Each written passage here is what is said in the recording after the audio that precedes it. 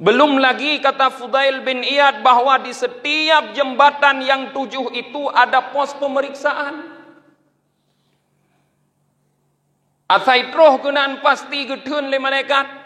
Nu bayangkan wate masa komplik kurojeh le katanya ho yang tajak napa si pudang tentera, napa si pudang polisi, payah periksa KTP, payah kubah KTP, baruh je lewat. Menantit para jemaah di aduh jembatan Siratal Mustaqim. Beliau mengatakan bahwa di saat kita melewati jembatan pertama, para malaikat akan menghentikan kita di pos yang pertama memeriksa anit tamamil iman, tentang sempurna iman.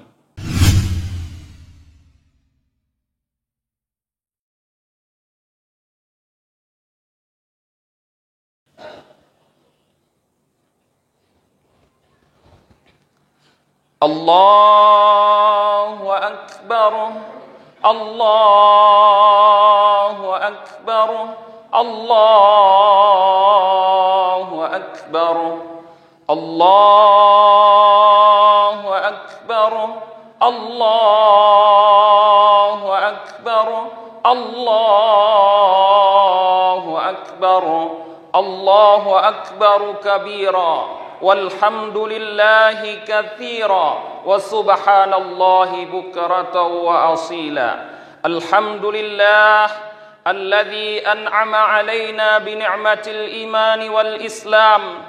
Asyhadu an la ilaha illallah wahdahu la syarika lah wa asyhadu anna sayyidana Muhammadan 'abduhu wa rasuluhu la nabiyya ba'dah. Allahumma salli wa sallim wa barik ala sayyidina Muhammad wa ala alihi wa sahbihi ajma'in. Ibadallah, usikum wa iyaya bitaqwallah wa ta'atihi la'allakum tuflihun. Inna Allaha wa malaikatahu yusalluna 'alan nabi. Ya ayyuhalladzina amanu sallu alaihi wa sallimu taslima. Allahumma ighfir lil muslimina wal muslimat wal mu'minina wal mu'minat al ahya'i minhum wal amwat.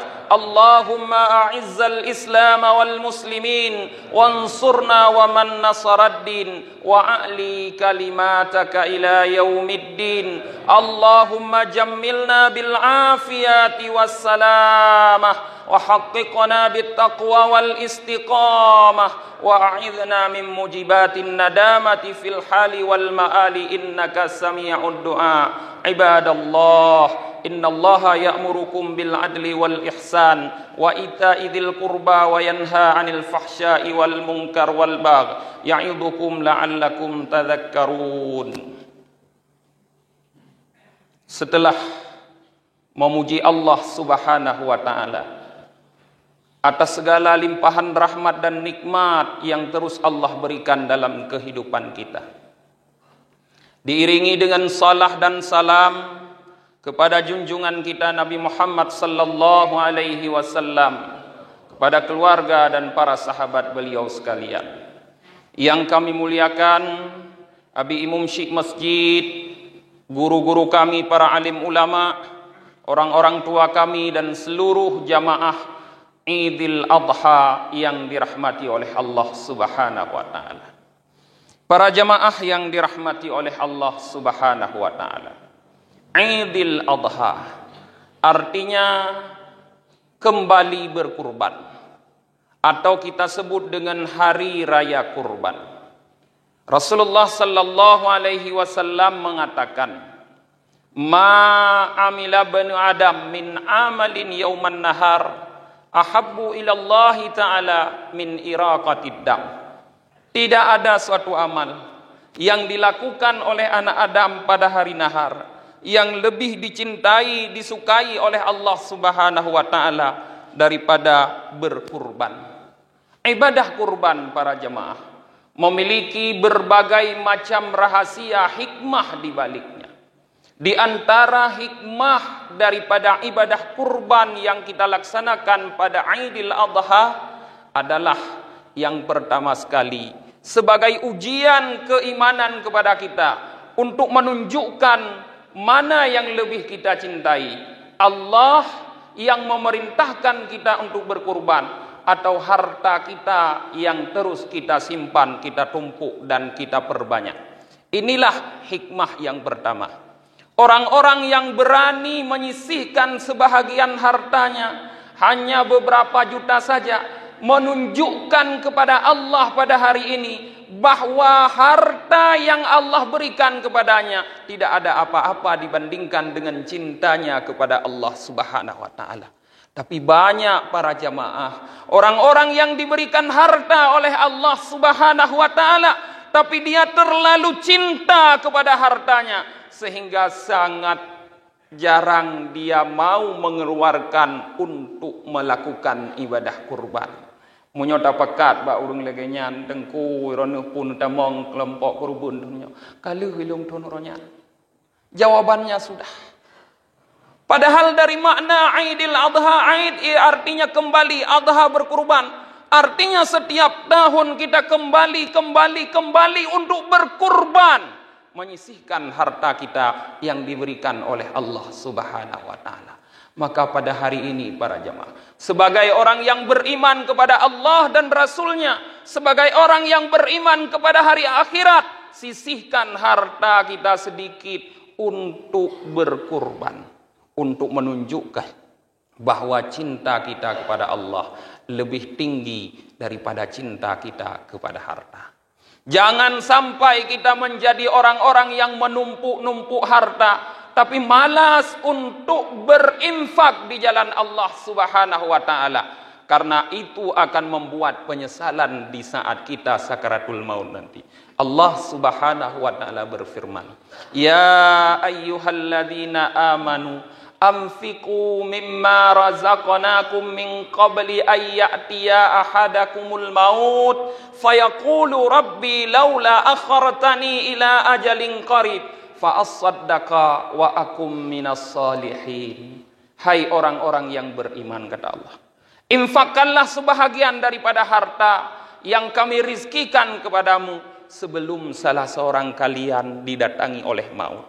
Karena kalau salah seorang kalian sudah didatangi oleh maut, kalian pasti akan berkata, Rabbi laula akhartani, wahai Tuhanku, seandainya engkau tempokan sedikit lagi ajalku, fa as-saddaqa, aku benar-benar akan bersedekah, akan long fi kurubun ya Allah, akan long mudrukah, akan long bayu jakut ya Allah, fa as-saddaqa wa akum minas salihin, aku akan menjadi orang yang saleh. Tapi kalau sudah ajal datang, fa idza jaa ajaluhum la yastakhiruna sa'ata wa la yastaqdimun. Hanjut dalam kali balik para jemaah.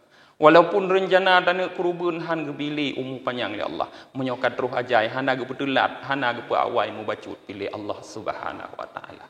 Maka inilah hikmah yang pertama daripada ibadah kurban, untuk membuktikan cinta kita kepada Allah lebih besar daripada cinta kita kepada harta yang Allah berikan kepada kita. Kemudian para jamaah yang selanjutnya, hikmah kurban yang kedua adalah untuk membuat rizki yang Allah berikan kepada manusia itu berputar, tidak menumpuk pada seseorang saja. Rizki yang Allah beri kepada manusia tidak hanya dinikmati, dimiliki oleh beberapa orang atau segelintir orang saja, tapi harus berputar, dari orang kaya berputar kepada orang miskin. Dengan berkurban, orang-orang kaya telah membagikan rizkinya kepada orang-orang miskin. Dengan bersedekah, dengan berinfak, dengan berzakat, membuat rizki berputar. Di saat perekonomian berputar dengan baik, maka kesejahteraan kehidupan masyarakat akan tercipta. Kalau kesejahteraan sudah tercipta, maka kejahatan akan terkurangi para jemaah. Inilah kenapa Allah memerintahkan kita untuk berkurban, supaya rizki yang Allah berikan tidak menumpuk pada seseorang, tapi berputar di kalangan hamba Allah Subhanahu wa taala. Kemudian yang ketiga, hikmah berkurban yang lain. Kita lihat dari sabda Rasulullah sallallahu alaihi wasallam, di mana Rasulullah sallallahu alaihi wasallam bersabda, addimu dhahayakum fa innaha 'ala sirati matayakum. Perbesarlah hewan kurban kalian. Sesungguhnya hewan kurban itu di atas sirat, di atas jembatan yang melewati api neraka yang menghubungi surga, akan menjadi kendaraan kalian. Hikmah ini akan kita dapatkan di akhirat kelak. Kalau dua hikmah yang di belakang tadi kita rasakan di dunia, tapi hikmah yang ketiga akan kita dapatkan di akhirat. Hanya orang-orang yang beriman kepada hari akhiratlah yang yakin dengan hikmah ini. Kata Rasulullah, fa innaha 'ala sirati matayakum. Hewan kurban itu akan jadi kendaraan kita di akhirat. Kon moto Innova yang gedanyo pakai uronyo tungku yang me gedanyo dalam surga. Kon Pajero yang me gedanyo dalam surga. Kon Honda yang tanyo uronyo yang me tanyo dalam surga. Tapi hewan kurban yang kita sembelih hari ini adalah kendaraan yang membawa kita ke surga, yang membuat kita cepat melewati siratal mustaqim. Di dalam kitab Syarkawi Syarah Hudhudi para jemaah, Imam Asy-Syarkawi mengatakan bahwa sirat itu adalah jisrun mamdudun ala matni jahannam, araku minasya'ratin wa ahaddu minas sayfin. Sirat yang kita kenal dengan titi neraka atau jembatan Siratal Mustaqim itu, kata beliau, adalah merupakan jembatan yang memanjang di atas neraka jahanam. Lebih halus dari seutas rambut dan lebih tajam dari mata pedang. Bayangkan para jemaah, seluruh hamba Allah harus melewatinya. Tidak mungkin orang akan sampai ke surga tanpa melewati jembatan tersebut. Bagaimana kita harus melewatinya? Butuh kendaraan, kata Rasulullah. Dan di antara kendaraan itu adalah bahaya, kata Rasulullah, yaitu hewan kurban kita para jemaah. Asy-Syarkawi juga mengatakan bahwa Siratal Mustaqim, beliau menukil 3 pendapat ulama. Pendapat yang pertama mengatakan bahwa titi nurakanya para jemaah, Siratal Mustaqim tersebut jauh perjalanannya 3000 tahun. 1000 tahun mendaki, 1000 tahun mendatar, dan 1000 tahun menurun, baru sampai kita ke surga. Pendapat kedua dikemukakan oleh Ibnul Arabi, beliau mengatakan 15.000 tahun. 5.000 tahun sabi ilik tanya. 5.000 tahun mendatar, 5.000 tahun turun. Dan yang lebih ekstrim para jemaah, pendapat yang ketiga yang dikemukakan oleh Fudail bin Iyad.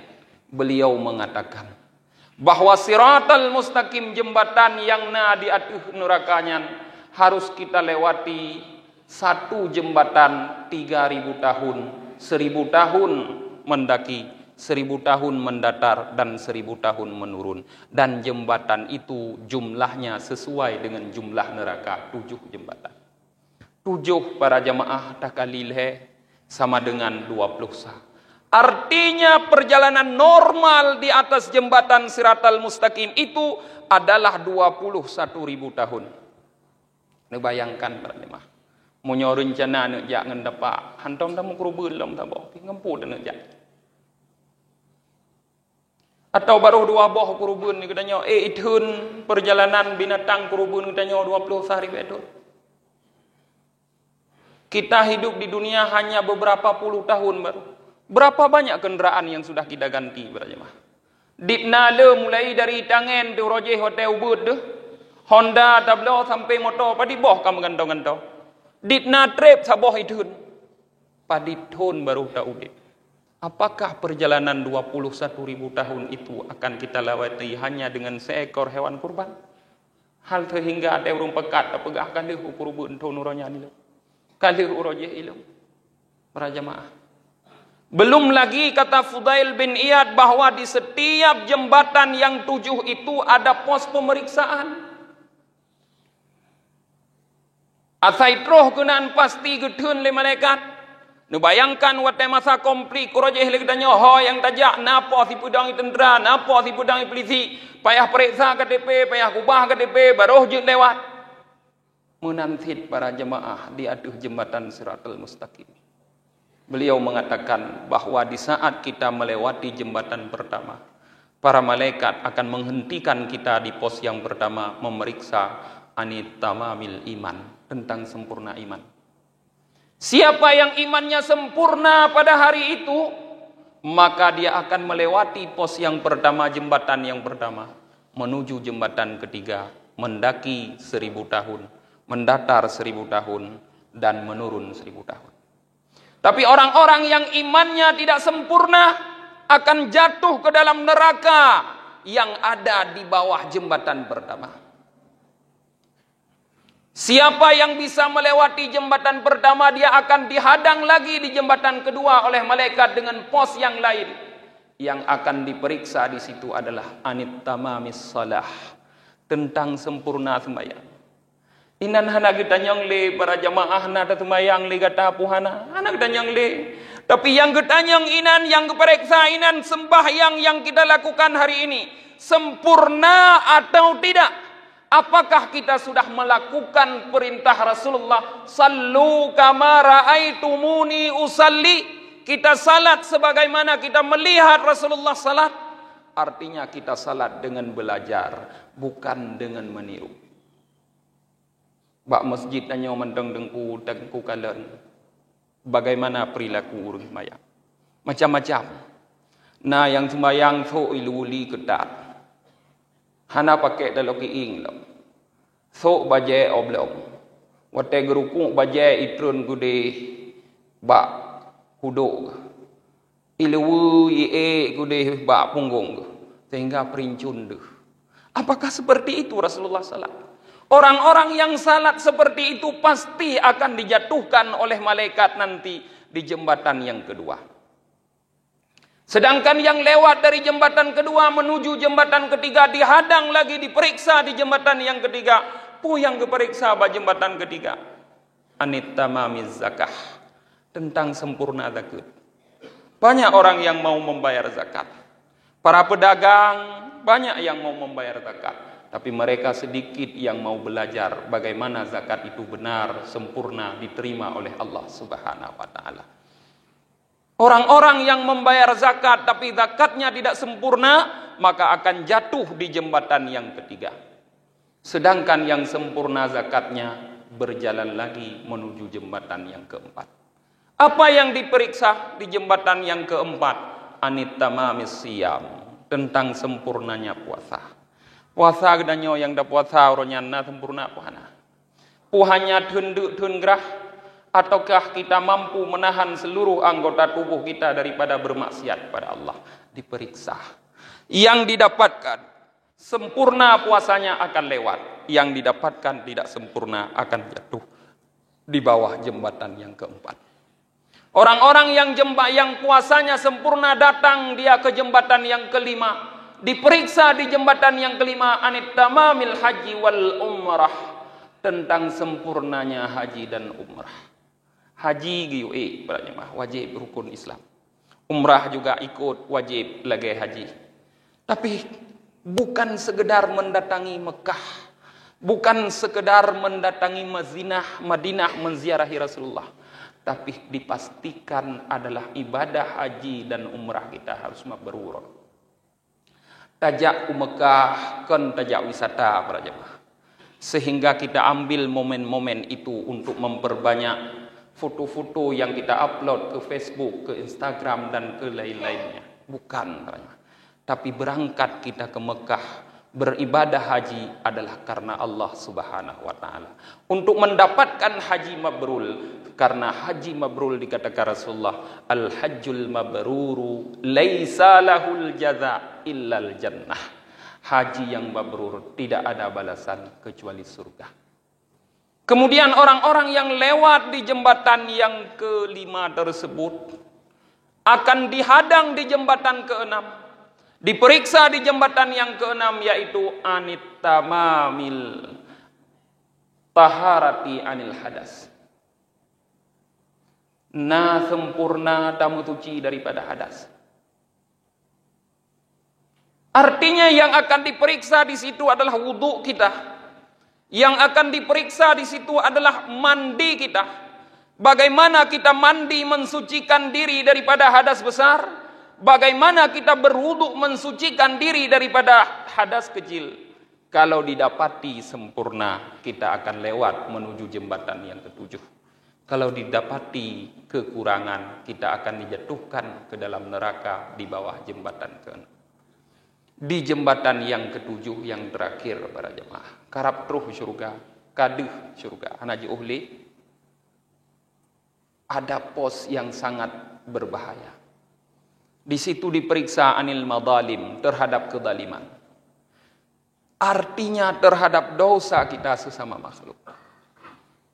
Orang-orang yang meninggal dengan menyisakan dosa kepada sesama makhluk pasti akan jatuh di jembatan yang ketujuh. Maka jangan sampai kita meninggal para jemaah kecuali semua dosa kita kepada sesama kita sudah dihalalkan. Hari ini adalah hari raya. Kesempatan kita untuk meminta halal. Apabila kita pernah memakan harta orang lain dahulu, lake halu uronya. Apabila kita pernah mencaci memaki orang lain dahulu, minta halal hari ini. Apabila kita pernah menggunjing, menggibah, mengadu domba, maka mintalah halal. Jangan sampai kita mati dalam keadaan kita sebagai orang zalim. Wala tamutunna illa wa antum muslimun. Jangan kamu mati kecuali kamu benar-benar sebagai orang yang muslim. Muslim jiwamu, muslim hatimu. Islam jiwamu, Islam hatimu, yaitu bersih. Illa man atallaha biqalbin salim. Kecuali orang-orang yang datang menghadap Allah dengan hati yang sejahtera, yang jauh daripada dosa. Inilah para jemaah, jembatan yang harus kita lewati nanti. Salah satu kendaraan yang kata Rasulullah yang bisa membawa kita melewati jembatan yang begitu jauh itu adalah dhahayakum, hewan kurban kalian. Maka melalui khutbah singkat ini khatib berpesan kepada kita untuk terus memperbanyak hewan kurban. Kalau tadi mungkin sampai 50, artinya kalau lembu 50 dikali 7 orang, berapa persen masyarakat Panggui yang baru berkorban? Apakah yang lain tidak punya kemampuan? Bukan. Mungkin rasa cinta kepada harta masih terlalu besar. Kikis rasa cinta kepada harta para jemaah. Ingat kepentingan kita di akhirat kelak. Lebih kita butuhkan di akhirat daripada di dunia ini. Inilah tausiah singkat yang dapat kami sampaikan dalam khutbah ini. Mudah-mudahan bermanfaat bagi kita semua. Kami tutup dengan hadanallah wa iyyakum ajmain. Billahi taufik wal hidayah. Assalamualaikum warahmatullahi wabarakatuh.